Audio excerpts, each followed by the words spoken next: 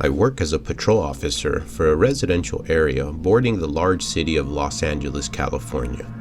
Our team of officers are busy 100% of our shift, either responding to calls or working patrol, along with your daily paperwork that always needs to get done. The job keeps us on our toes, so time flies by. They allow us as much overtime as we can handle, but I usually max out at 12 hours of work, or I won't be ready for the next day.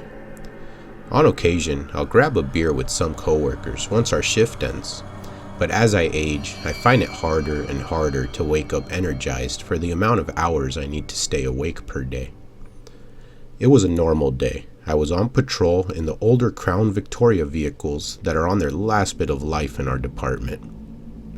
I headed towards the busy part of town to be on call for the next dispatch that sent us nearby. We had already dealt with a few disturbances and business calls from the local homeless guy loitering, but they usually move on once we arrive since they don't want to deal with the court system. A lot of the homeless are hooked on drugs and end up in a bad path living on the roads of Los Angeles. We've seen a huge rise in tents lining the sidewalks, which has been a big vocal issue between the residents and local council members. They're attempting to clean up the city little by little, but the homeless population is outgrowing the efforts to get it done. Just yesterday, a man high on drugs burned a homeless tent down, which spread the fire onto the nearby building, causing the tenants to vacate, burning almost 50% of the entire apartment building.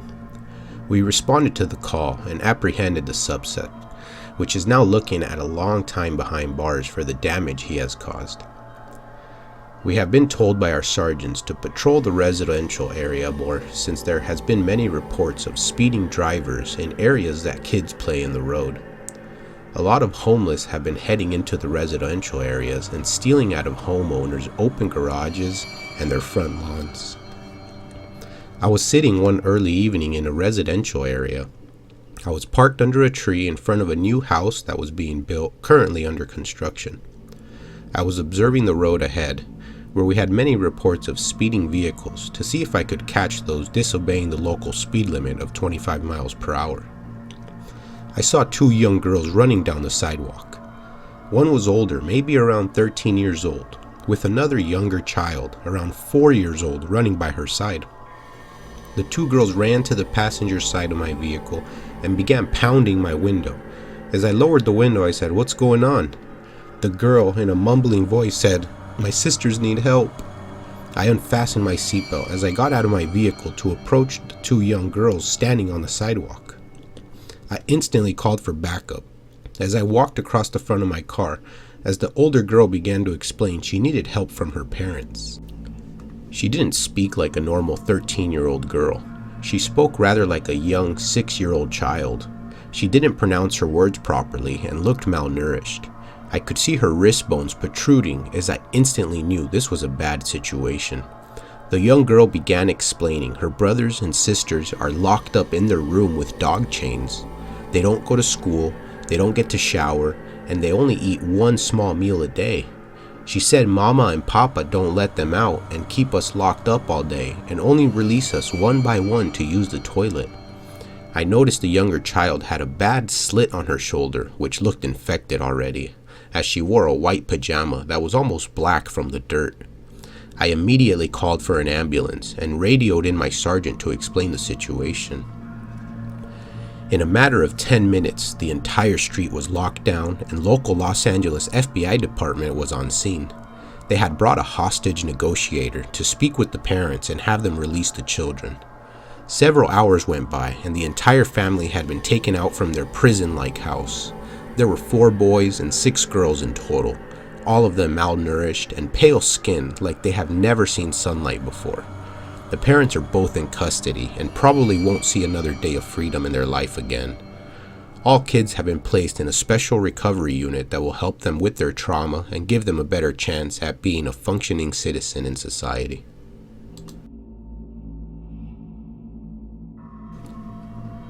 I'm a detective for the Sheriff Department in the northeast area of Indiana. We also serve the larger outskirt mountains that cover over 100 miles of woods, farms, and luxury mountain homes worth millions of dollars. They say presidents from around the world have personal houses up in this area, as you constantly see private security companies escorting black vehicles into the luxury homes. Most of the large homes in the area have private security, which has a station of employees in the bottom of the mountain. If any of the homes set off an alarm, these employees have the authority to enter the property and secure the premise. They usually don't have any issues, but on occasion will call the sheriff to pick up a burglar they apprehended on the property. We have long hours being a detective. We have hundreds, maybe even thousands of unsolved crimes in our records. Everything from cold cases down to petty theft crimes. We only have a team of 3 detectives in our department. Our resources have been going down little by little every year, so we work with the little we have left at the moment. We have a 25-man crew of patrol officers that work in 12-hour shifts 5 days a week.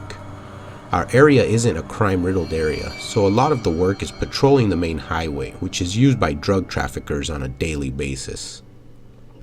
It was around noon on a Thursday. We received a call from the local private company that sends security to luxury homes.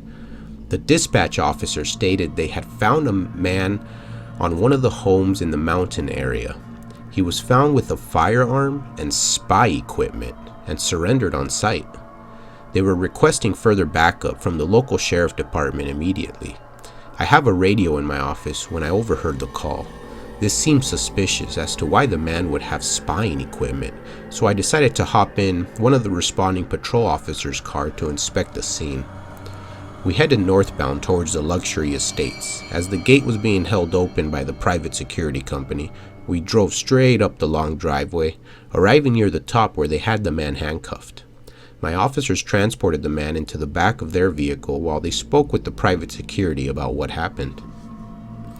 I decided to have a talk with the suspect and headed over to the vehicle where he sat in the back handcuffed. I identified myself as the detective for the sheriff department and asked if he wanted to speak with me.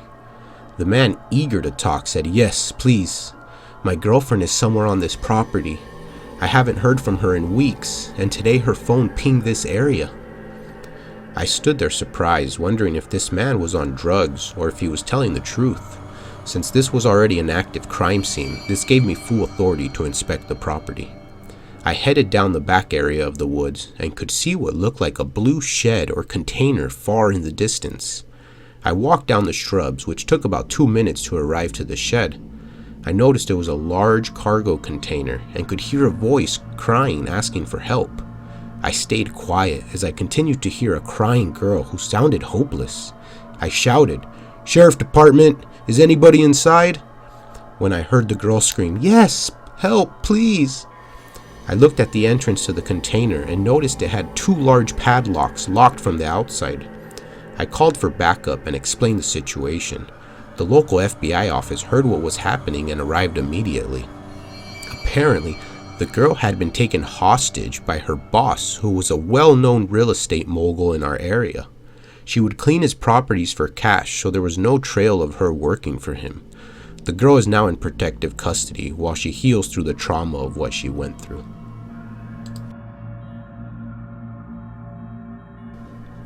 Tonight, me and my partner encountered something we have never seen before while on patrol.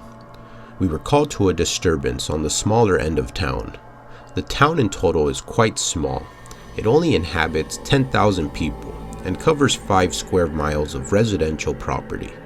Me and my partner, Officer Avila, patrol together every night on our motorcycles. There isn't much night traffic around here, so we just sit around the highway exits, waiting for dispatch to send us another call. This night was a bit different than most. Dispatch gave us the address for the disturbance call, which automatically sets up a route for us on the small onboard computer we have on our motorcycles. I don't understand the technology, but it works great. It shows us the quickest route, instantly to arrive to a call for emergencies. The route was lit up, with a red line showing me and Officer Avila the quickest route for arrival. We noticed it was the old Catholic church on the other end of town. It wasn't too far, and we should arrive within 3 minutes. We didn't activate our sirens, since the town was quiet and most people were sleeping, so we put our blue and red flashing lights as we headed over to the church. Shortly before arriving, we saw an elderly man waving us down with his phone in hand. We pulled up to the man, as he explained he was the person who called the police, that there was a man screaming and breaking the church windows next door. We thanked him for the information and pulled into the church parking lot. As we arrived, there stood a man, dressed in black, with the red logo of a pentagon on his shirt. He stood around 6 feet tall, with black jeans and leather boots. He had 2 large rocks in his hands as he threw one by one towards the church windows, breaking them in pieces.